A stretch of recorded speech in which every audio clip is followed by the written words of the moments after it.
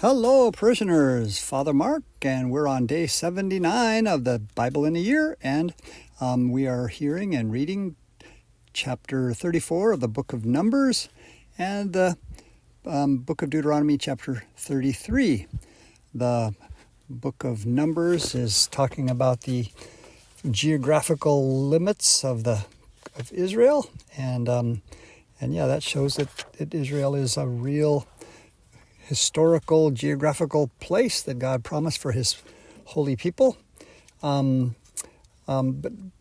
the chapter 33 of Deuteronomy is interesting because Moses is getting close to death, and he is giving a final blessing. And he's not exactly the dad of all these. He's not the father of these 12 tribes. But he's the spiritual leader, as it were, and he's from the sort of Levitical clerical role, kind of like a priest giving a blessing. But it kind of reminds us that you don't necessarily have to be a priest. Sometimes, in the Catholic Church, there's this belief that parents can bless their own children. And I'd like to speak about that just a moment. It's a beautiful thing that we believe that priests can bless people, or they can bless objects, right? Like rosaries and statues and such. A deacon is ordained, and so a deacon can bless objects and rosaries and things and such. But a deacon can only bless people when there's a liturgy, like in liturgy, like at the end of a graveside service or a baptism service. A deacon can bless the people if there's a congregation of people in church and such.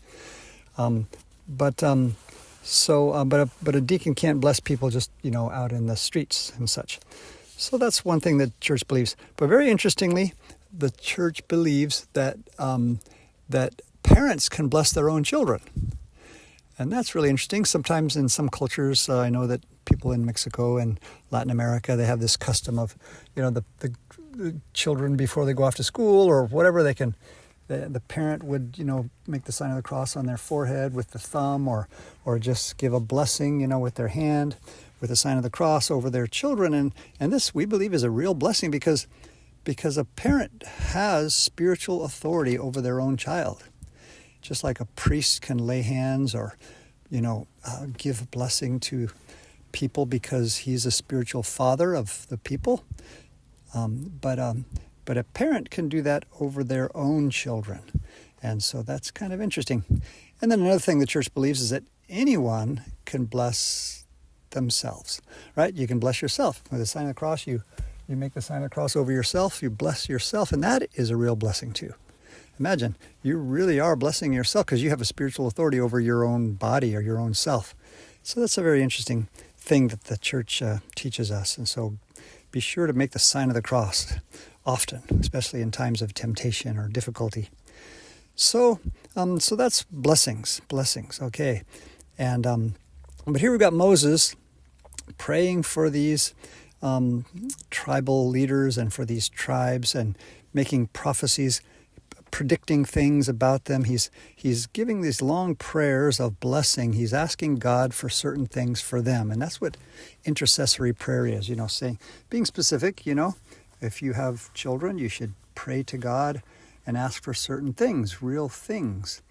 And what you pray for, you get what you ask for.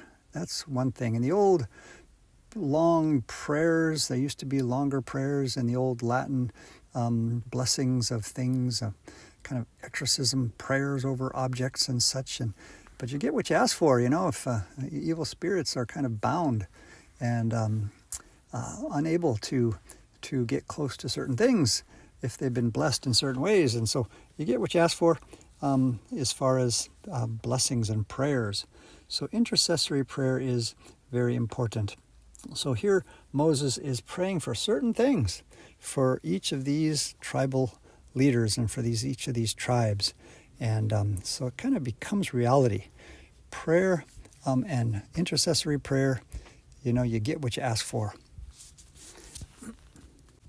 And it's important to know that God really does pay attention to human prayer, the human beings, because He has chosen to make us His children with the church and the sacraments and such. We are a privileged, sort of spoiled, we are the church. We're like God's firstborn sons, or his children, his adopted family. And they say that even angels and demons, don't get as much privilege to be blessed in such ways, or that God would pay such great attention.